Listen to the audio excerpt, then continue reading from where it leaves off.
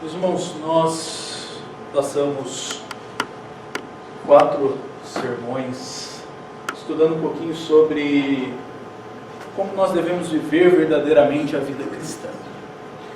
E nós vimos aspectos bem práticos que as Escrituras nos ensinam e nos mostram como nós devemos nos portar no dia a dia, como nós devemos seguir a Cristo e viver Cristo diariamente, através dos nossos pensamentos, através das nossas ações, no meio onde nós nos encontramos.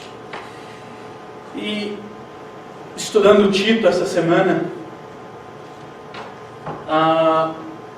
me deparei com este texto, no capítulo 2, dos versos de 11 a 14, onde Tito ele embasa e coloca estes argumentos para mostrar e sustentar a necessidade da vida prática. E nós vemos que são os benefícios da graça de Deus que nos permitem vivermos verdadeiramente a vida cristã. São os benefícios da graça de Deus que nos permitem sermos alegres, nos contentarmos com tudo, não andarmos ansiosos e confiarmos em Deus, sermos moderados. São os benefícios da graça de Deus que nos permitem ter uma excelente conduta perante os nossos superiores, diante do nosso cônjuge, diante das autoridades instituídas. São os benefícios da graça de Deus que nos permitem andar segundo a vontade de Deus diariamente. Nós vamos ler Paulo então escrevendo a Tito. Ele diz assim: porquanto a graça de Deus se manifestou salvadora a todos os homens, educando-nos para que, renegadas a impiedade e as paixões mundanas, vivamos no presente século sensata, justa e piedosamente, aguardando a bendita esperança e a manifestação da glória do nosso grande Deus e Salvador Jesus Cristo, o qual a si mesmo se deu por nós, a fim de remir-nos de toda a iniquidade e purificar para si mesmo um povo exclusivamente seu, zeloso de boas obras. Vamos orar? Pai, nós estamos diante da Tua Palavra. Nós sabemos que a Tua Palavra é viva e eficaz. Nós sabemos que a Tua Palavra é útil para nos educar, para nos corrigir, para nos repreender, para nos ensinar e principalmente para nos tornar homens e mulheres perfeitos e perfeitamente habilitados para a Tua boa obra. Por isso, Pai, nós clamamos ao Senhor nesse instante que o Senhor abra os nossos corações,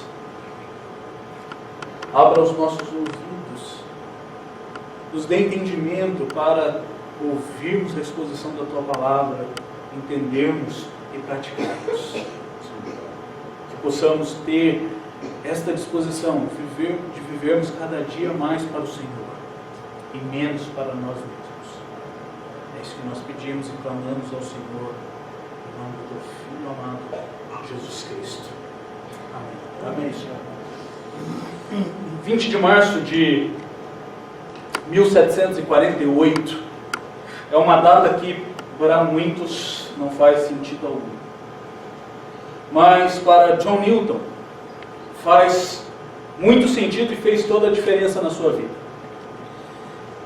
Um capitão da marinha inglesa, britânica, virou o capitão de um navio negreiro e transportava escravos da África para a Inglaterra.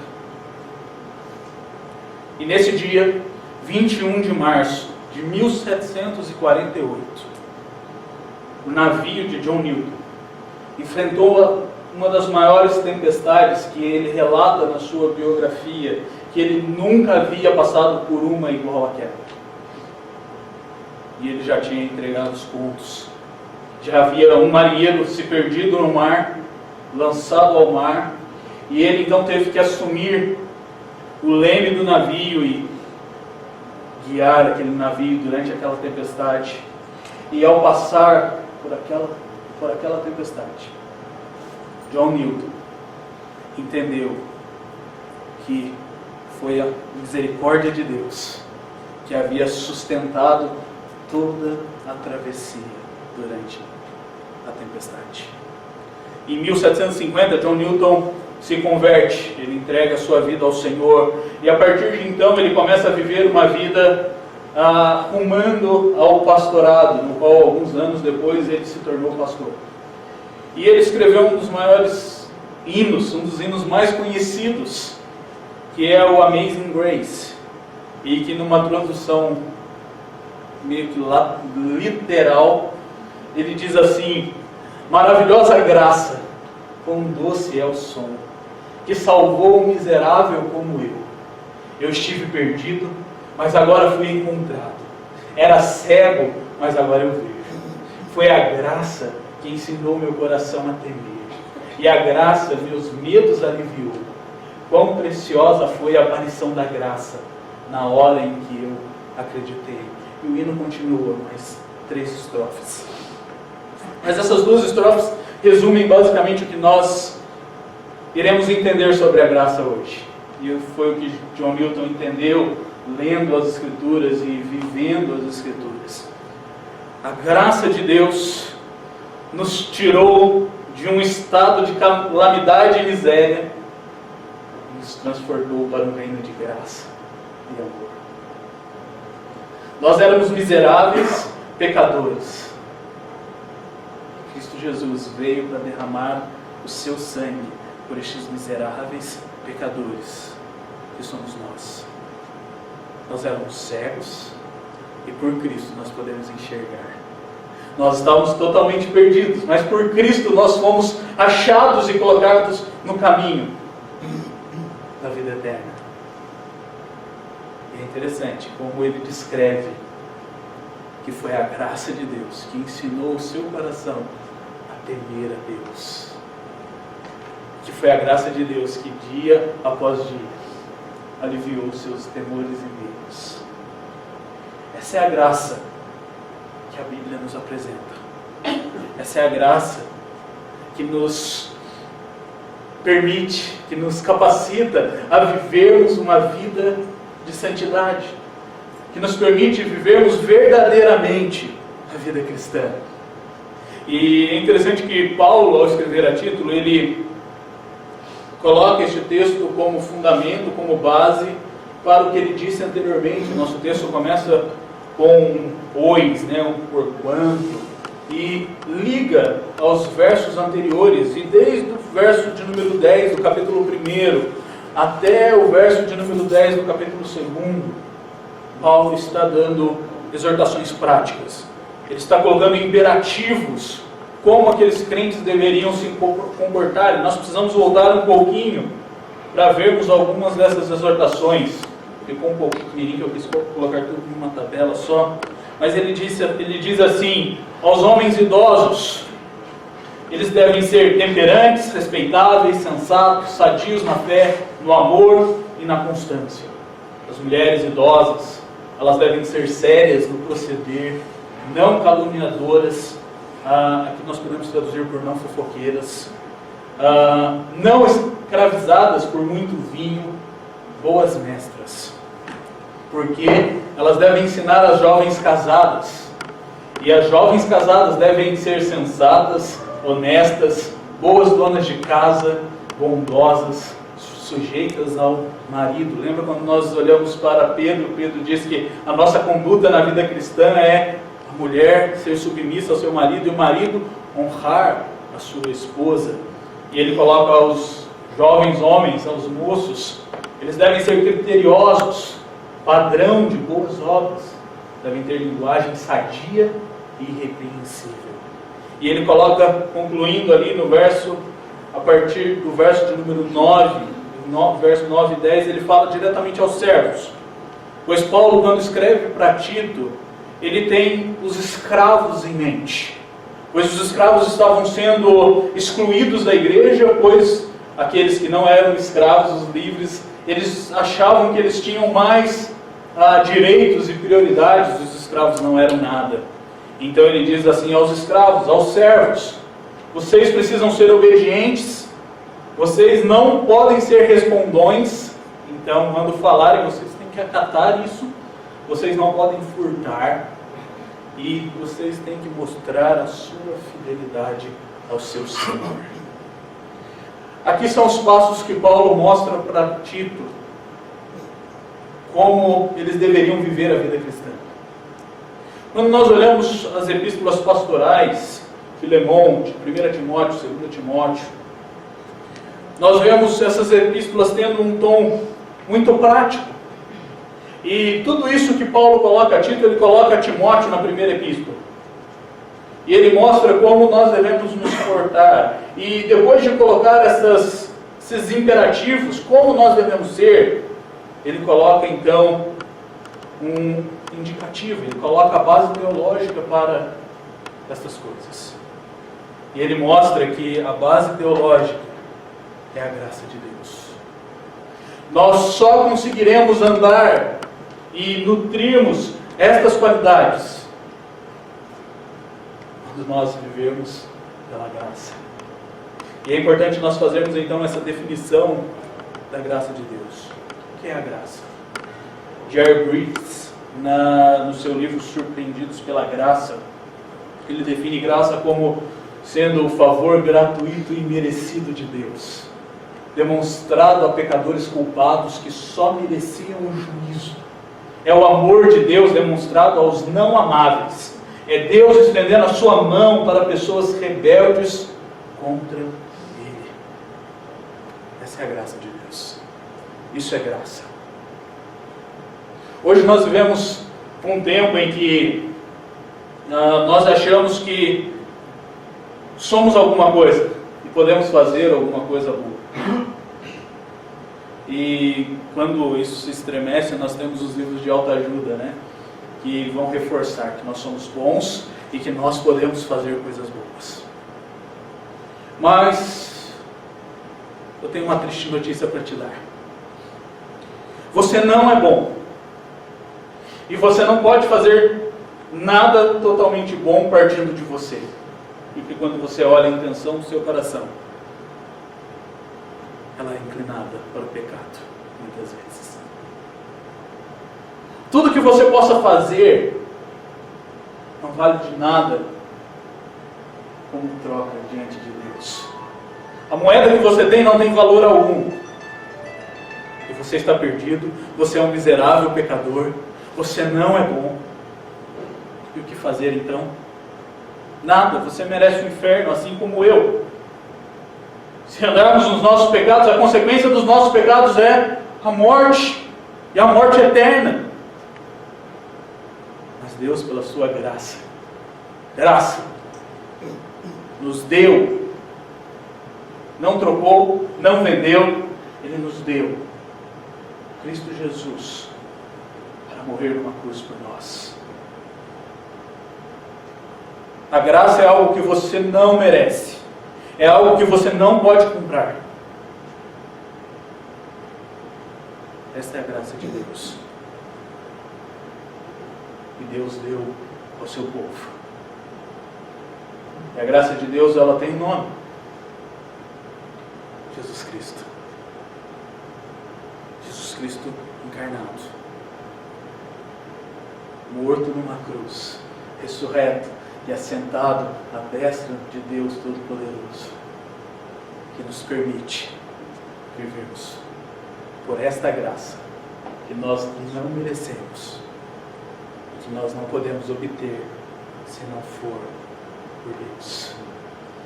Quando nós olhamos os benefícios da graça aqui em Tito, Paulo mostra que o primeiro benefício que a graça nos traz é a salvação. O verso de número 9, o verso de número 11, ele começa dizendo assim: porquanto a graça de Deus se manifestou salvadora. E é interessante que esta palavra, manifestou salvadora, ela pode ser traduzida também como salvação. Ela se manifestou como salvação para todos os homens. E é interessante quando nós observamos este aspecto da graça salvadora. A graça salvadora, o texto nos diz que ela se manifestou. E este termo nós poderíamos imaginar como o sol nascendo. Imaginem vocês então a escuridão da noite, e logo pela manhã, os primeiros raios do sol despontando. O que acontece com a escuridão? O que Cristo fez foi exatamente isso. Nós vemos que Ele é chamado como o sol da justiça. Então, quando Cristo encarna, quando Ele se manifesta, como a graça de Deus se manifesta em Cristo Jesus, é o sol da justiça nascendo e iluminando um mundo de trevas, um mundo de perdição. A graça de Deus, ela se despontou quando Cristo, nos seus lábios, emanaram palavras de vida, de beleza. Quando nas suas curas, enfermos, leprosos, eram limpos e purificados. Quando mortos saíram dos seus túmulos. A graça salvadora, ela se fez presente quando Cristo morreu, levando sobre si os nossos pecados.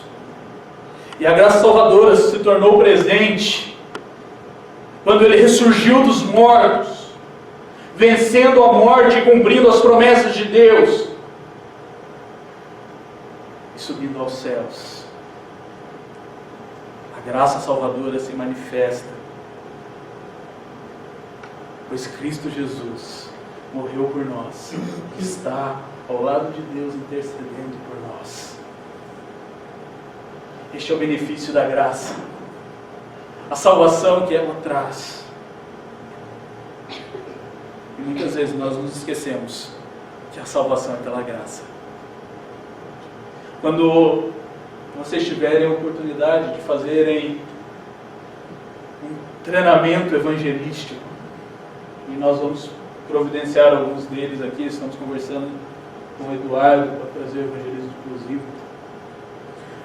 Eu lembro quando eu fiz o treinamento do evangelismo explosivo, eu estava no IBEL, estava indo para uma viagem missionária. E chegando na cidade onde nós iríamos fazer essa viagem missionária, nós saímos de 2 em 2, né?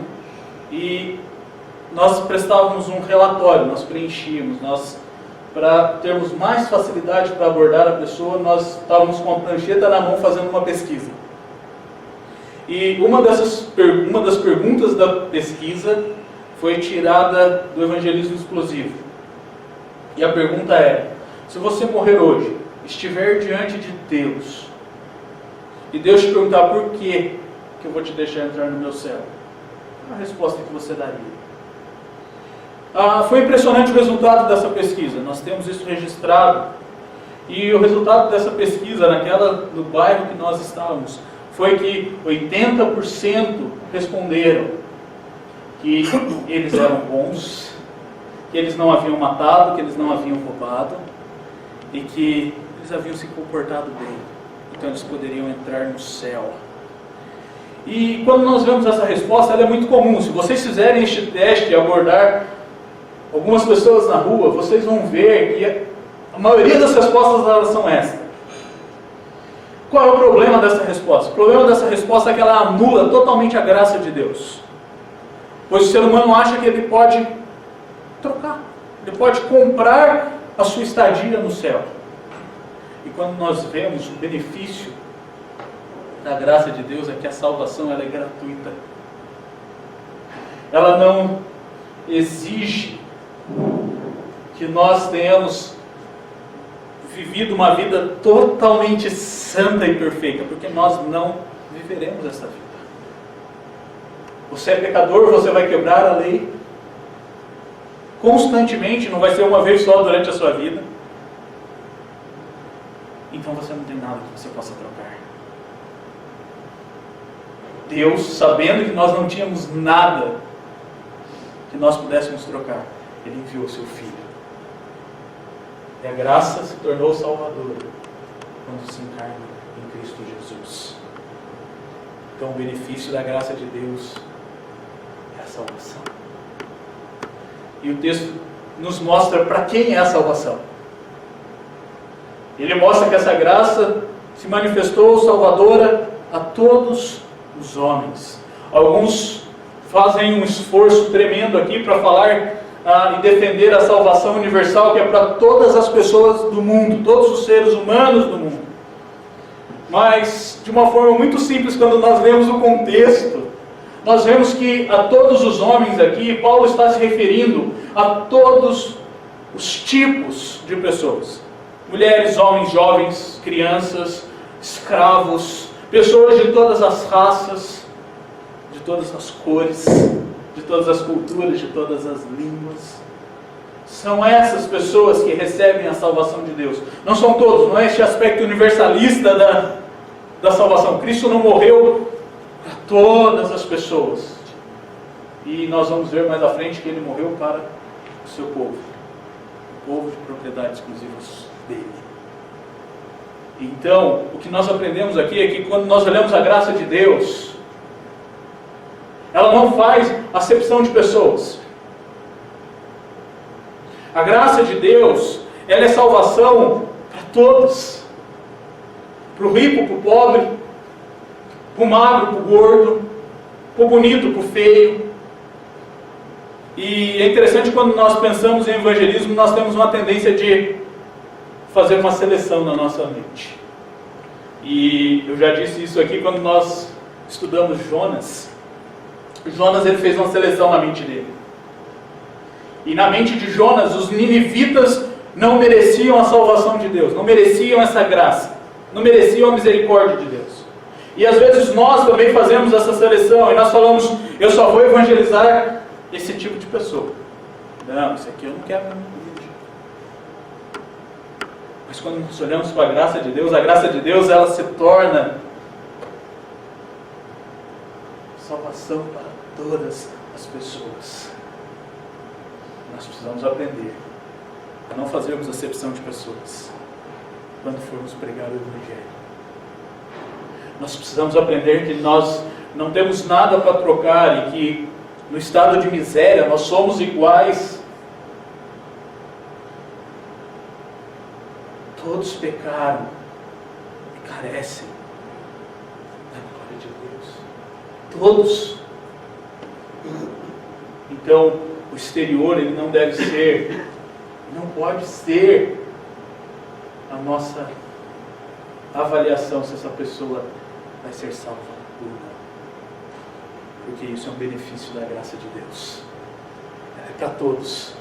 E aqui ele está falando com foco nos escravos que estavam sendo excluídos, como eu já disse. E ele quer mostrar para aquela igreja, para os seus leitores, que os escravos também foram alcançados pela graça.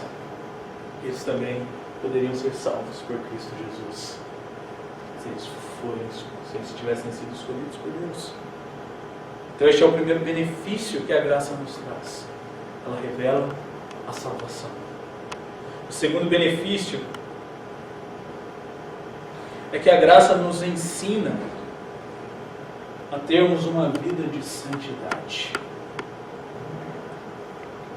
O verso de número 12 diz que, educando-nos, a graça de Deus se manifestou, Salvador a todos os homens, e ela nos instrui, ela nos educa. E é interessante nós olharmos este aspecto nas Escrituras, porque ela faz isso através das Escrituras. Quando nós lemos Paulo escrevendo a Timóteo, ainda neste contexto das suas epístolas pastorais, ele diz o que sobre as Escrituras? Ele diz que toda a Escritura é inspirada por Deus e útil para a correção, a repreensão, o ensino e a educação na justiça. É interessante que estes homens e mulheres e jovens casadas e servos, eles não poderiam cumprir aquelas qualidades ditas nos versos anteriores e exercerem essa vida cristã se eles não fossem instruídos pela graça. A graça de Deus nos ensina como nós devemos viver segundo a vontade de Deus. E Paulo aqui ele nos mostra que este ensinamento não é apenas um ensinamento, está aqui, essa é a verdade. Se você quiser seguir, você segue. Não. A palavra de Deus, no meio da graça de Deus, ela serve como o nosso pedagogo. Aquele que vai ensinar estritamente os caminhos que nós devemos andar e devemos trilhar por eles até a vida eterna. Nós lemos em Deuteronômio que nós devemos ensinar a criança desde cedo. Qual é a promessa que tem lá? Porque quando ela for velha, não vai ser os caminhos do Senhor. Isso é a graça que faz. E por ser o nosso pedagogo, ela nos corrige, ela nos disciplina, ela nos repreende. E muitas vezes ela faz isso de uma forma dura, muitas vezes nos castigando. A mão do Senhor pesava sobre mim. E eu envelheci de tão cansado. Mas é a graça de Deus trabalhando em nossas vidas, nos levando para a santidade. E ela atua, ela nos educa e nos instrui de duas maneiras. A primeira negativa e a segunda positiva. A negativa, ela diz assim, nos instrui para renegarmos a impiedade e as paixões mundanas. Quando nós olhamos este aspecto da impiedade, nós vemos que a impiedade é uma falta de relacionamento com Deus. É uma vida que não pensa e não considera Deus no seu caminhar diário. Quando nós estudamos Pedro no último sermão, Tiago no último sermão, nós vimos que nós devemos, ao fazer os nossos planos, incluir Deus. Quando nós não incluímos Deus, nós estamos nos declarando ímpios, pois nós não estamos tendo um relacionamento próximo com Deus. E a graça de Deus nos ensina, nos educa a fugirmos da impiedade. E fugirmos da impiedade significa mantermos um relacionamento próximo e direto com Deus todos os dias. Então ele mostra primeiro este relacionamento humano que a graça nos ensina a termos, este relacionamento com Deus. Nós não podemos romper este relacionamento, nós devemos lutar por este relacionamento e buscar ao Senhor. E ela mostra neste relacionamento da carne para com a carne. E ela nos instrui a renegarmos as paixões mundanas. Este é um termo que o apóstolo Paulo gosta de usar. A graça nos ensina a renegarmos todo o nosso desejo pelo pecado. ela nos ensina a renegarmos o prazer que o pecado nos dá. Porque quando nós não renegamos as paixões mundanas, consequentemente nós caminharemos em impiedade, caminharemos longe do Senhor. É isso que a graça faz conosco. Quando nós lemos Romanos, Paulo ele destrincha essas ideias de impiedade, de paixões mundanas, de graça de Deus no livro aos Romanos, na carta aos Romanos. E no capítulo 1 ele mostra a situação do homem em impiedade. E que essa falta de relacionamento levou o homem a cometer torpezas e cometer atrocidades. Porque ele não viveu sobre a graça de Deus. Então ele não aprendeu a renegar. E a graça, além de nos ensinar a renegar a impiedade e as paixões humanas, ela nos ensina a vivermos sensata, justa e piedosamente. Assim que eu li esse texto, eu lembrei de Romanos. Romanos capítulo 12, versos 1 e 2, que nós conhecemos também. Os versículos dizem assim: rogo-vos, pois, irmãos, pelas misericórdias de Deus, que apresenteis o vosso corpo por sacrifício vivo, santo e agradável a Deus, que é o vosso culto racional. E não vos conformeis com este século, mas transformai-vos pela renovação da vossa mente, para que experimenteis qual seja a boa, agradável e perfeita vontade de Deus. A graça de Deus nos instrui a vivermos com as nossas mentes transformadas e renovadas, para andarmos de maneira sensata, de maneira justa, de maneira piedosa. É interessante quando nós olhamos aqui, quando nós pensamos em piedade, nós pensamos neste mesmo relacionamento com Deus. E viver uma vida de piedade é viver uma vida tendo um conhecimento amplo de Deus e do que Deus faz. E quando nós olhamos Paulo falando que nós devemos viver de uma maneira justa, não é para com Deus, é para com o nosso próximo. E nós aprendemos que para vivermos verdadeiramente a vida cristã, nós precisamos aprender a perdoar. Nós precisamos aprender a nos sujeitarmos ao outro. Pois assim nós honraremos a Deus. Então este benefício da graça é maravilhoso, pois ele, por meio do agir do Espírito Santo, nos mostra que nós somos pecadores e que nós precisamos abandonar os nossos pecados e viver um relacionamento com Deus. E por meio do agir do Espírito Santo, a graça de Deus atua em nós, nos moldando para vivermos essa vida cristã prática, pensando, agindo, falando de acordo com a vontade de Deus. E um terceiro benefício que Paulo nos apresenta aqui: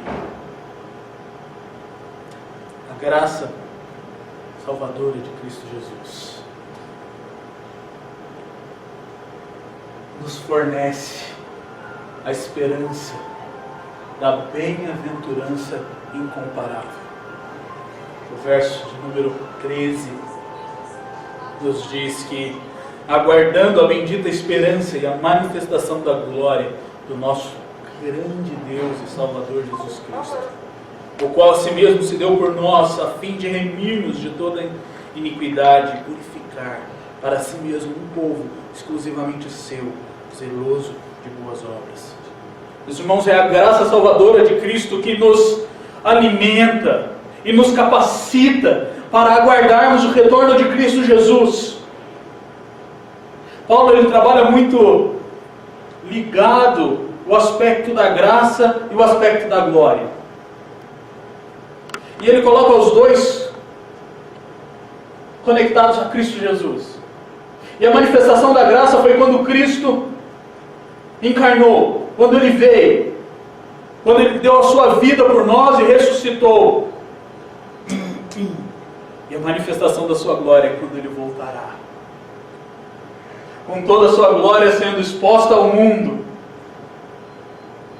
e nos levará para o céu, onde desfrutaremos da maior bem-aventurança, de uma bem-aventurança que nós não podemos comprar, que nós não podemos trocar, que nós não podemos transferir, e que Deus nos dá pela sua graça. É a graça que nos permite andarmos o hoje, caminharmos o hoje, nos santificando, olhando para a volta de Cristo. Paulo ele trabalha isso ao escrever aos Tessalonicenses e ao escrever a segunda epístola a Timóteo. E ele mostra que a graça de Deus é que sustenta a nossa esperança. E nós vamos ver a manifestação da glória de Cristo Jesus. E o termo que ele usa aqui para a manifestação da glória é a parousia, é o termo técnico para a segunda volta de Cristo. E é maravilhoso como a graça atua, nos capacitando para esperarmos que Cristo voltará. E nós olhamos aqui que este é um grande incentivo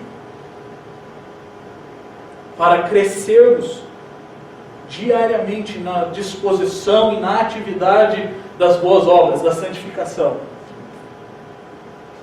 Pois Cristo voltará. Então nós precisamos trabalhar, porque as boas obras não garantirão a nossa vida eterna, mas Cristo já garantiu. E nós precisamos então caminhar em boas obras, aguardando a volta de Cristo. E a volta de Cristo, termos esta visão fixa na volta de Cristo, é o que nos sustenta quando nós passamos por momentos de tribulação e sofrimento. A graça de Deus nos sustenta nesses momentos onde nós não vemos a esperança, muitas vezes, onde nós estamos totalmente desanimados. É olharmos para a volta de Cristo que nós permaneceremos no caminho certo, enfrentando essas tribulações e caminhando para o céu.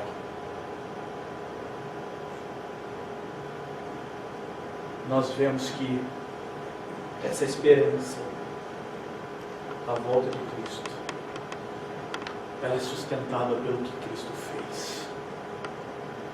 A bendita provisão da redenção. Paulo aqui ele mostra que Cristo Jesus, o nosso grande Deus e Salvador,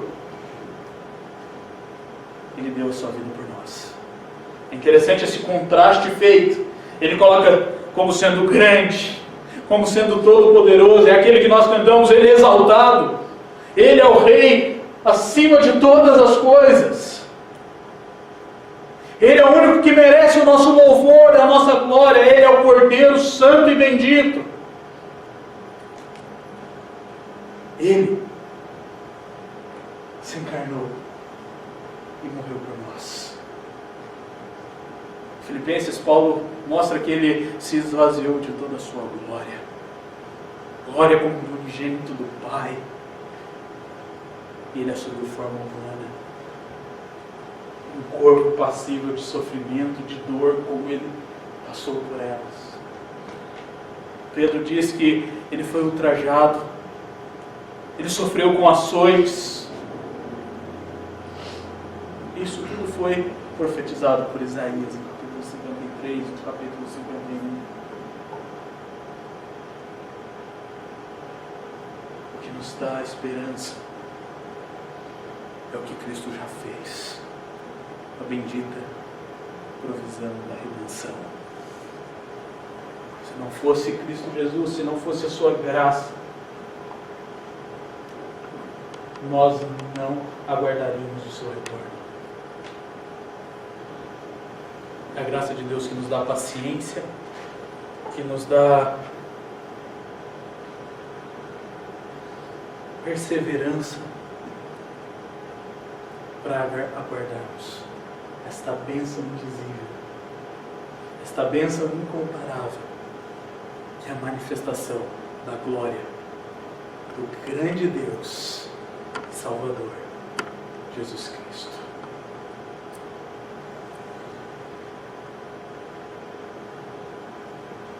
Nós aprendemos que o crente em Cristo, ele vive tão somente pela graça. Sua salvação é pela graça. E a sua vida é pela graça.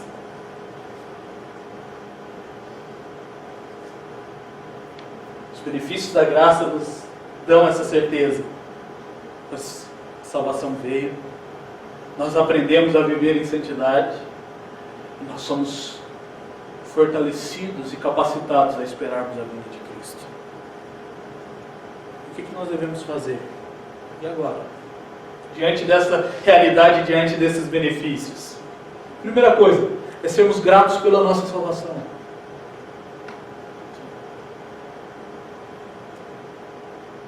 E se você ainda não foi salvo, lembre-se que a graça de Cristo se manifestou salvadora a todos os homens. Não é pela sua situação social, não é pela sua cor, não é pela sua raça, não é pelo seu gênero, que você não vai ser salvo. Você vai ser salvo por Cristo. Então, entregues a Ele. Nós lemos em Romanos que a única forma de nos salvarmos é entregarmos a nossa vida a Cristo Jesus. É confessarmos os nossos pecados, nos arrependermos dele e vivermos uma vida de santidade, aguardando o seu retorno.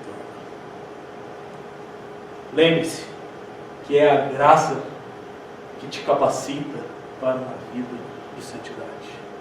Você não é bom, você é um miserável pecador. O reverendo Mauro sempre nos diz isso, que quando nós lemos a Bíblia, nós não somos o personagem bonzinho que consegue as coisas. Nós somos o personagem mau que comete atrocidades e peca contra o Senhor. Se você não viver pela graça, você não vai caminhar em santidade.